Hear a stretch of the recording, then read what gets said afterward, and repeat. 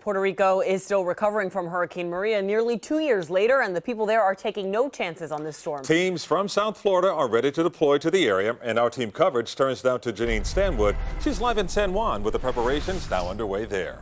Janine.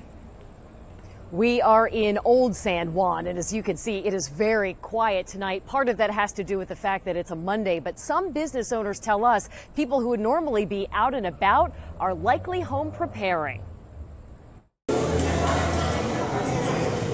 Restaurants are open in Old San Juan, but they are conspicuously empty, even for a Monday night. We had a surprise.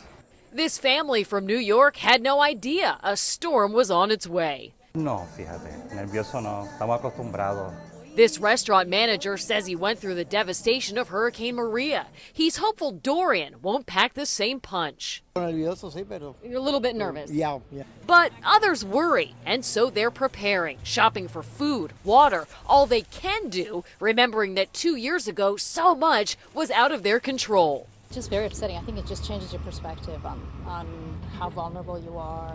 Anger at the response after Maria in part sparked political turmoil. So now there's a new governor, Wanda Vasquez, meeting Sunday with emergency managers. San Juan's mayor also huddling up with people in charge of safety. And back in South Florida, Florida Task Force 1 is packing up after receiving orders to deploy here. This team of first responders from various departments will be traveling to Puerto Rico to put their training to work.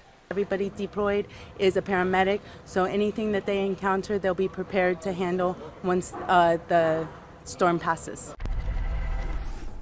And so we're told that the task force is planning on leaving tomorrow morning. You can see that buildings here in Old San Juan are not boarded up. Calvin and Nicole, the time to do that will be tomorrow.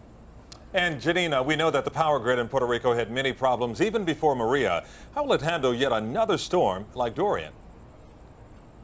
That is a good question. In fact, local media is right now reporting that 11 of 16 generators on the power grid are now out of service. So, of course, that is sparking fears that there could be a redo of Maria.